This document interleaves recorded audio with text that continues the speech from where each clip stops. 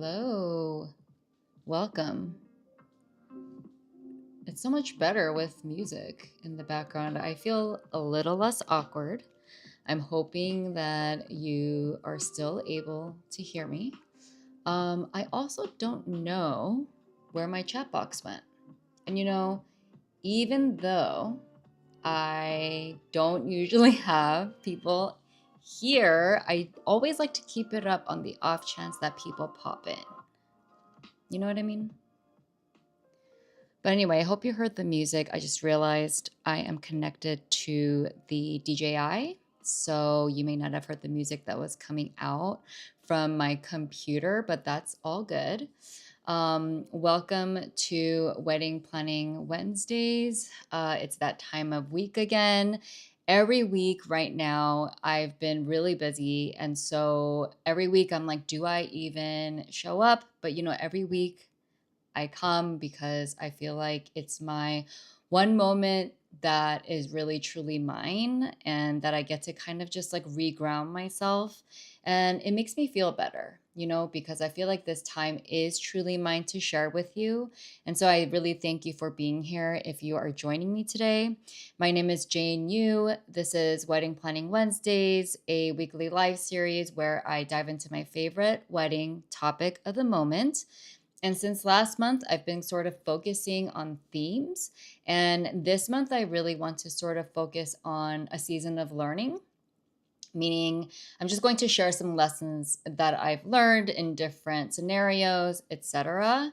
And also through the lens of how you can personalize your own wedding. Because that's really what I'm here to do, is to help you figure out those details that will make your celebration special. And before I dive into all of it, it's interesting because I am working on a freelance project. And, freelancing is tough because you work with different companies that have different, SOPs, like standard operating procedures, different team members, different sizes, different ways of working. Some are really corporate, some are small businesses. Some, leave me kind of to my own devices. Some really manage me a lot. And, there's been instances where I feel like there's just not enough people provided for the scale of a project. And sometimes I have been learning that there are sometimes too many people on a project, and that can also create a different kind of bottleneck. And so it's interesting just being able to work with different kinds of companies to see what I like and what I don't like.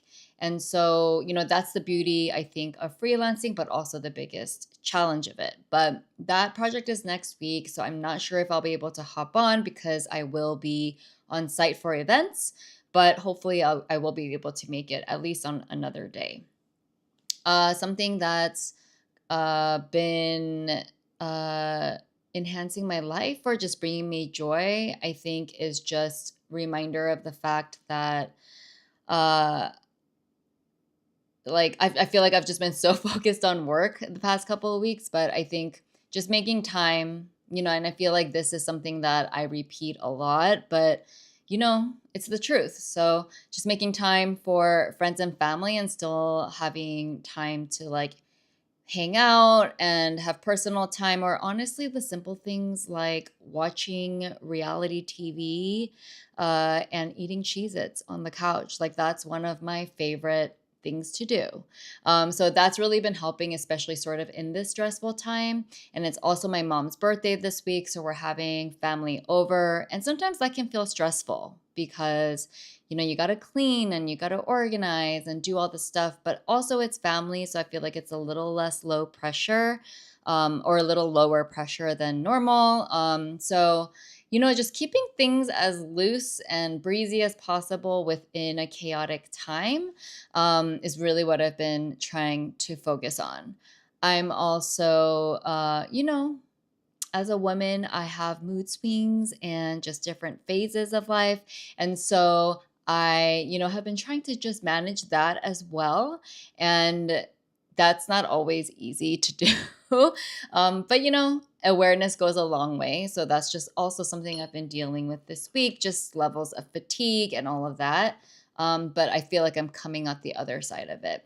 And again, I love Wedding Planning Wednesdays because it kind of helps to reset what's been a really chaotic beginning of the week, and then we taper off into the end of the week, into the weekend. So I'm very excited for that. Today, I want to talk about just some things that I've learned, or some lessons that I relearned doing a wedding this past weekend. And I was thinking about it. I haven't done a wedding.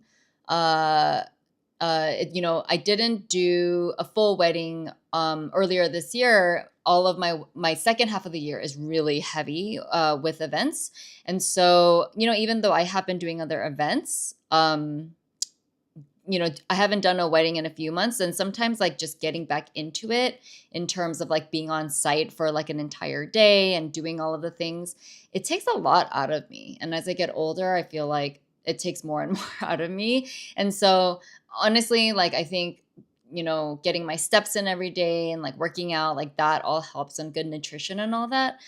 So definitely trying to focus on all that, but I digress a little bit. I do want to give a shout out to my clients who were a wonderful couple to work with. I really, really enjoyed working with them. And I'm going to talk a little bit about how this venue and the process and everything was it was simple, yet it felt very personal to fit who they are as people, their personalities, the way they wanted to plan for their guests and for themselves as well. So I think it's a really good one to dive into today. The wedding was at a venue called La Venta Inn. It's in Palos Verdes, California. And the couple chose this venue because of its stunning view. And the bride is from a nearby neighborhood. And it's, they had people traveling in for the wedding as well. And so they wanted to give them an experience that felt like Los Angeles. And of course, when you do think of Southern California, you do think of the beautiful beaches. And so it was between this venue and a venue that was a little bit like more inland in Northeast LA. And they ultimately went with this one because mainly because of the views. And I will post a like run through of the venue in more detail in another video because I do want to just give you sort of like my take on it as a planner. But some things that I learned, this venue, you like the way they do their contracts, you only have an hour and a half to set up before guest arrival. And so that includes client and vendor arrival. And I think maybe the shortest turnaround time I've had is 2 hours before guest arrival. And wow, now 90 minutes went by in a flash. And I'm glad I added a team member. I ended up having 3 assistants instead of 2 because one person I also sent to manage transportation, getting people shuttled from the hotel to the venue. And so I knew I needed 2 people on setup. And I usually have these pretty elaborate, or not elaborate, very detailed setup notes for my team. And, typically we'll maybe have like 2.5 to 3 hours to set up. And so like they can actually go through the list and check things off. But I don't know that anyone really looked at the list. And that's totally fine because I had to just, when we got there, like, hey, set this part up. And, that's kind of how we had to go about doing it for this one. And so 90 minutes, not a long time. And so I'm glad that we added a team member because I think if we didn't have 2 on setup, and also while I was trying to manage the schedule and make sure to, get the clients their personals, do the photos and all of those things, like I think it would have felt really, really tight, or we would have run up against the clock for sure. Luckily, I have a photographer that I work with quite often, and she was really great at keeping the time on schedule. And the venue itself is not huge, so running around within it was fine. And additionally, the weather, it was pretty warm and humid, like not normal, and like a lot more humid than is, I feel like, typical for Los Angeles. And so, that always, takes a lot out of the team as well. So I feel like maybe we move a little bit slower and things like that. So luckily, most of the wedding was indoors. The ceremony was outside. Honestly, the breeze, and by the time it was ceremony. I felt like the weather was so beautiful. The sun was in the perfect place, and the ceremony area was also like shady because the sun was like going down behind the trees. And so, all in all, it was great. But definitely, if you do have a short time, and let's say you have a coordinator, depending on what they're setting up, I would make sure that they have enough team members to make sure that's happening, especially if you want them to also manage your pictures and keep everything else on time. I was also piloting, or not piloting, but I really wanted to utilize my candle holders that I have because I haven't been able to take great pictures of them and things like that. And I really want to start renting them out. And so I offered it to my clients to use complimentary. Um, and I got these LED candles, which I got these LED candles instead of the actual taper candles. Although I don't need, can you tell like if I'm holding it? You can't, you almost can't tell, right? That these are LED candles. And they don't drip, obviously. And the reason I got LEDs is because open flame is not allowed in the venue. And to be honest, I also don't love dealing with hurricanes, like the covers, and also dripping candles and things like that. So I kind of am into the vibe because it just adds ambiance, you know? It adds ambiance and it looks pretty waxy. And I like this one because it's fluted. I don't know if you can tell. It's like ribbed. And I really like this like cream beige color versus like an ivory.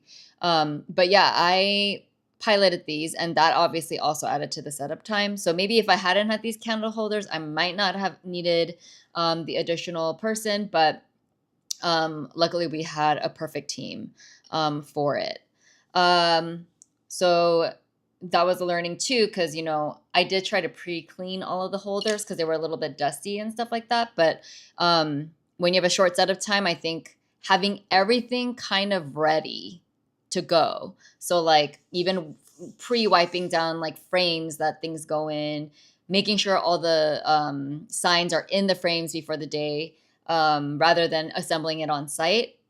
Everything adds up in terms of time. So preparing all of those things before setting up, so that way there's minimal cleaning, minimal assembly on site.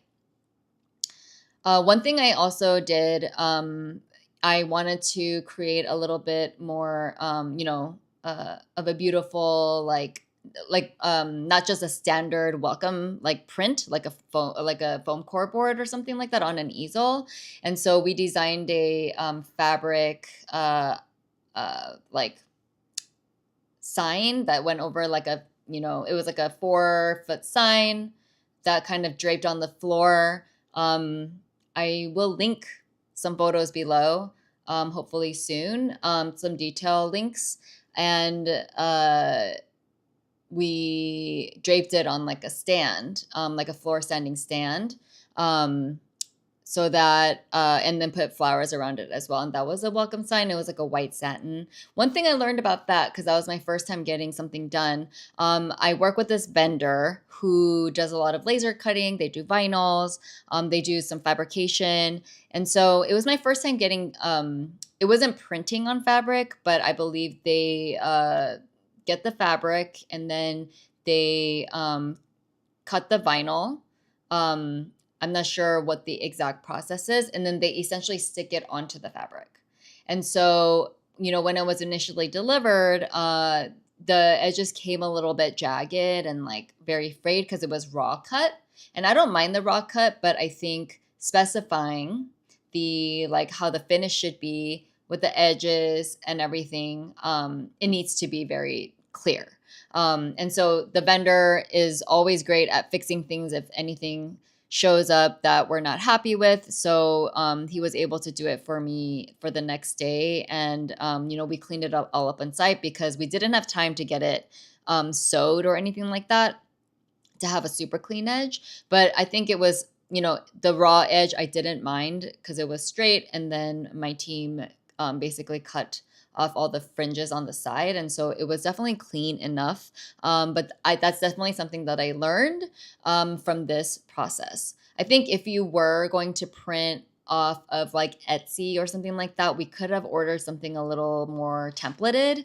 But I did want to customize the design a little bit with the fonts that I'm using and things like that, and also the size. So, I usually like going that custom route if possible, but that's something that I learned just to be very specific about kind of the edges and how we want all of that to look. Another thing that I'm glad that I did at the venue that I hadn't run into before, but the linens weren't entirely opaque. And so the banquet tables that were under the linens were, they're definitely weathered.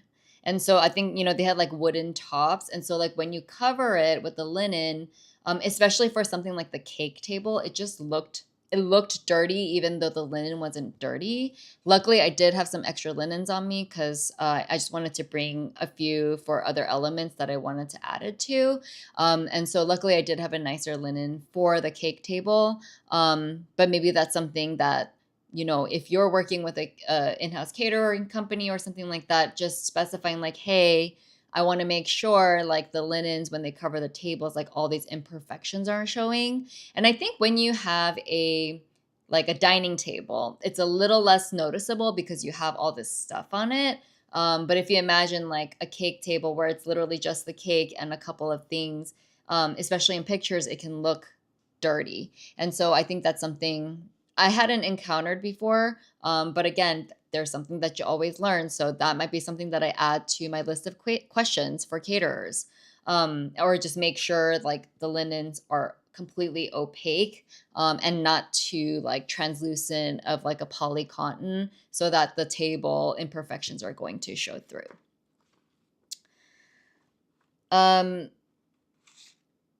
This was something, not a lesson, I guess, but something that I tried or that we did was content capture. We hired a content creator.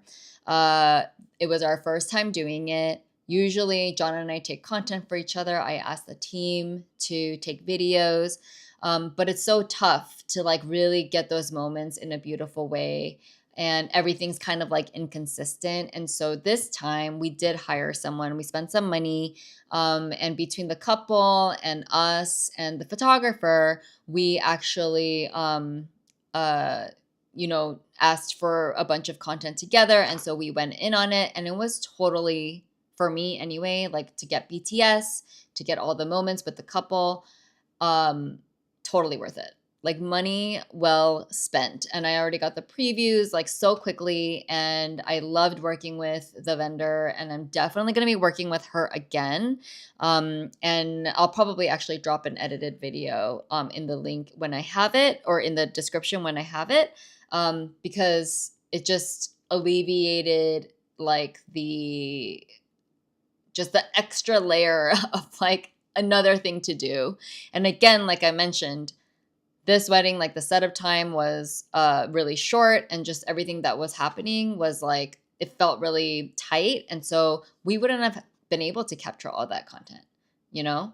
Or even things like I asked John, it was an outside cake. It wasn't the caterer's cake. So we had to move it to the cake table.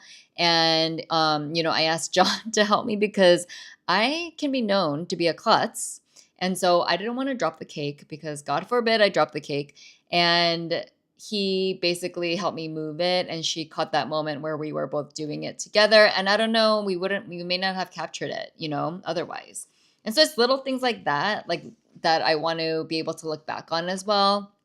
And also just moments that I wouldn't think of that a professional like content capture vendor can capture for us. So that was something that I'm really glad that we did this time, that we hadn't done before.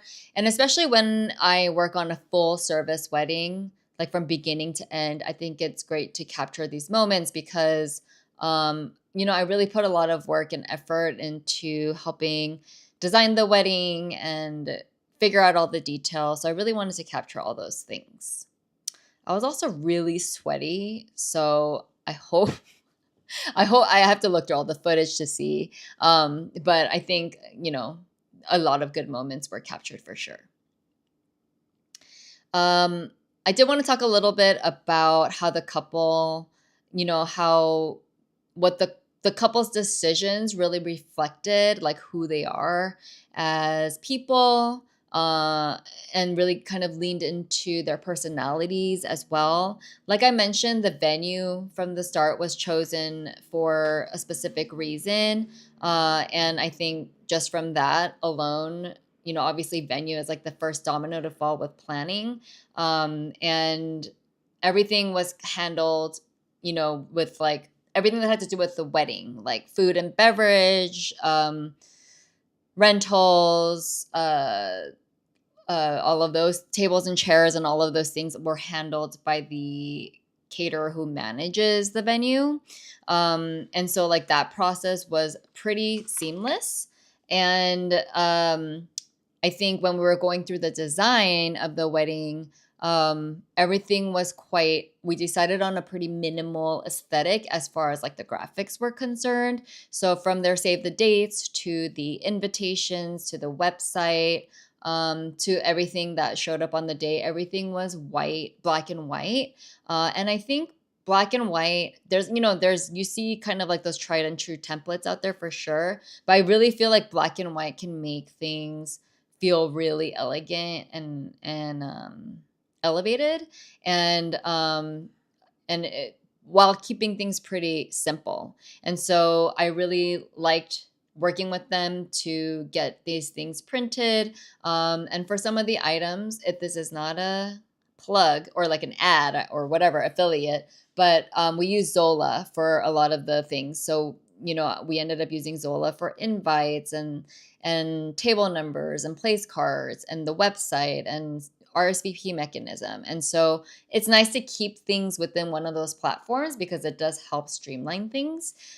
So we kept that pretty consistent and cohesive throughout the design elements. And then as far as like the colors of the florals and other things, like we made it a little bit more colorful and summery. Because I do feel like when you also choose florals for a wedding, it can't just be like whatever aesthetic you want it to be, but it should really kind of match the vibe of where you are, right? Like you wouldn't, I feel like, I feel like, I feel like, if you're in a very kind of like kitschy place with a lot of personality, like you wouldn't just do like white roses or something like that. You could, and it would look fine, I think, but I think it's fun to like lean into the vibe. And because it was in Palos Verdes and it's by the ocean and it's in the summer, like the pastels and the greens and all of that really work well in that space. And that's what the bride ended up choosing.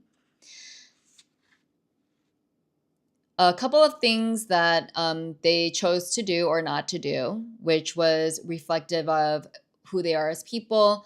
They're, more introverted. There's couples that I've worked with that don't love all the attention on them at once. And also because of the way that La Venta is set up, there isn't a space for a first dance like after everyone gets seated. So if anyone does it, they do it during cocktail hour while everyone's standing around. And so when John and I were talking to them about the timeline and the music, we basically were like, hey, you don't have to do a first dance because A, it's not required, like you don't have to do it. And B, if it's something that it makes you uncomfortable, you don't have to do it. And so they opted out of the first dance. And they did do a grand entrance, like after everyone got seated and they walked to their table. I do think a grand entrance moment, I don't usually recommend that we get rid of that because I do feel like that's a really nice way to introduce the couple and just to get the energy going before dinner. But the caterer, or not the caterer, the venue did tell me they have had couples who really didn't want the attention. And so there are some couples who just sat down at their sweetheart table before the guests even walked in. So they were already sitting. And so that's another way to do it as well. I thought that was just, they didn't feel pressure to do this first dance just because it's a thing that everybody does. And then also during dinner, it was a sit down or a plated dinner. And, during dinner, that's when a lot of speeches happen. And I have to really work with the kitchen and the banquet captain to like pause service and when is service going out. And it's a little bit of like a dance with the kitchen because like they don't want to like plate things too early or have people wait so long to eat, because they fire it up, like the timing doesn't work out. And so this one though, they decided on no formalities during dinner, no speeches. They did do like a welcome toast by the father of the bride, and a pastor said a prayer for the meal. But they decided no formalities during dinner. They didn't have a wedding party, and it was really just like it was nice for me too. It was like dinner just went as it was meant to go. And dinner went by so quickly, and everyone just was able to hang out.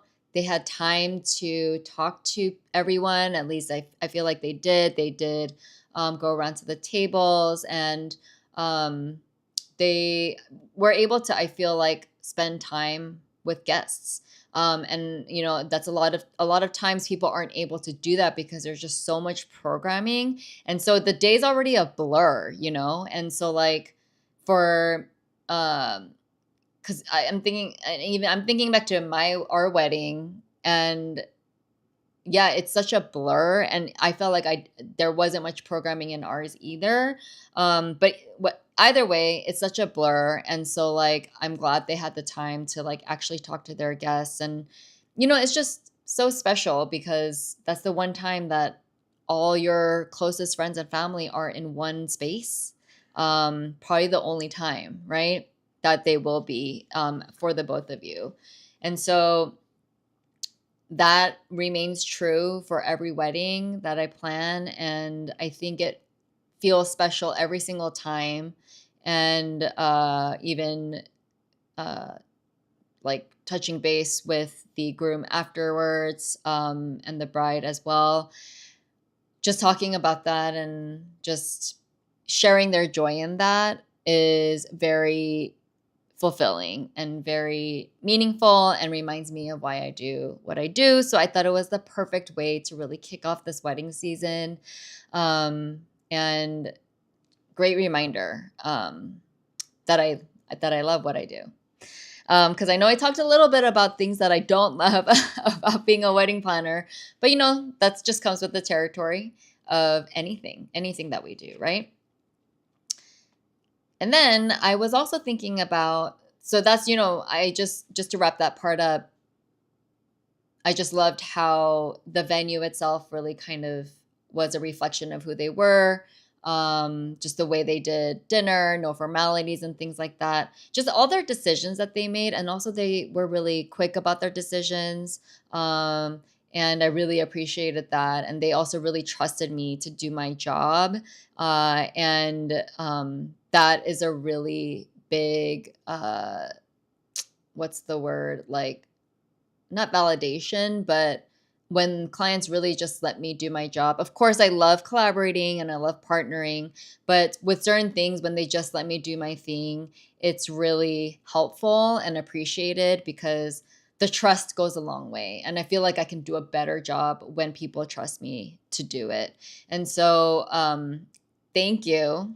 I know the groom sometimes listens to my Wedding Planning Wednesday. So if you're listening, thank you very much for being an amazing client. Few things that they also did that for me will never go out of style.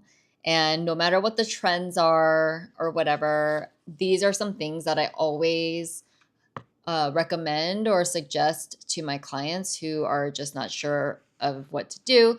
So, for example, a photo scrapbook or a Polaroid scrapbook. Because guest books are a little bit, I feel like, funny because you don't always, it's like just messages, and then it's like so many blank pages that you don't know what to do with. So I feel like a scrapbook where you can either do Polaroids, so it's a guest book, right? So you can take Polaroids of people, or people can take it of themselves, put it in there, and then write a note. And then I also had my team member, even after the entry or the welcome area, go around like taking pictures of, she went around taking pictures of some of the details on the Polaroids and of the couple in various like situations. So I think it's great just to like document with Polaroids. And I shouldn't say Polaroids because it's actually an Instax camera or Fujifilm camera with Instax film. So, instant photos, I guess is what I should say. So that I feel like, well, should never go out of style. If you like photos, if you like, like film photos, I think that's a great way to commemorate your wedding. And then also, if you have a photo booth or something like that later, you can also add those photos to the scrapbook as well. And I think it's such a fun thing to look back on every once in a while. And it's a great documentation of like things that happened throughout the night. Another thing, I already mentioned this, but I personally really love black and white signage. And I think there's so many different ways that you could use fonts and layouts and things like that for signage. And it's like a little bit more, if you're designing your own on like Canva or even finding something on Etsy, you can still find like pretty good templates. So I think I do love black and white signage because I feel like it's quite elegant. And then lastly, I love it when clients, we displayed baby photos of them, and it doesn't have to be a slideshow. I don't love doing slideshows, to be honest, unless it's like kind of I don't like making it like such a moment personally. That's just a personal preference. But if it's like, if there are screens that are available already, in a venue, that I did it at like a country club once, and they had screens throughout the bar area, and just having it on in the background I think is fun for people to see. But for this one, there was like a shelving unit in the dining area that the caterer does use for coffee and tea and things like that, but we ended up decorating the top two shelves with baby photos, and some family photos and things like that. And so that I feel like at a decent amount of weddings. And I feel like that's just something that is timeless. Like, why not share your baby photos and family photos? And, I have also worked with clients who, not all of their loved ones are still with them. And so sometimes having memorial photos or an area for that also is a beautiful gesture. And I think that to me is timeless as well. Um, but yeah, so that's just a little bit about what I learned this weekend. I am doing a very different kind of event next week for my freelance project. And it's a multi-day event, and so I'm sure I'll have a lot of learnings out of that. But I may share some lessons there, like just from a planner producer's perspective. But we do. That's my next wedding isn't till September. But there are things coming up, but the trying to wrap all of that up very quickly in the next few weeks. But I'm excited to share about those as well because they are all such different styles. The couples have been having a lot of fun with like their design and decor elements and personalization. And so I'm really excited to see all of that come to life.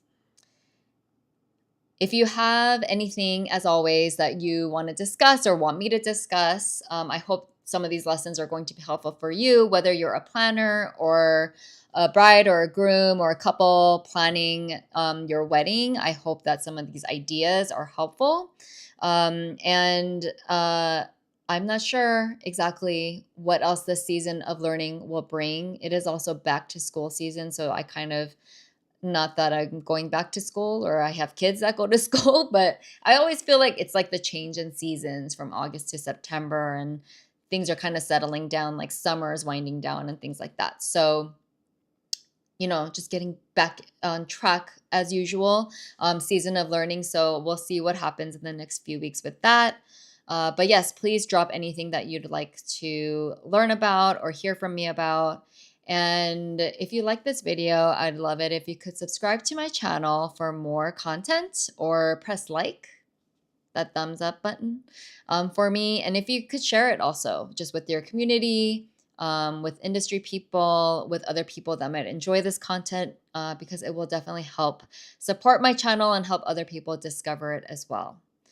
Thank you so much for being here. I hope you have an amazing night.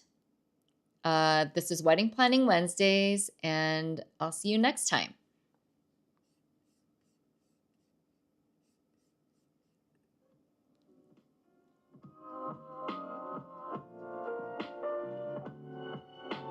I'm hoping the outro music works. Bye.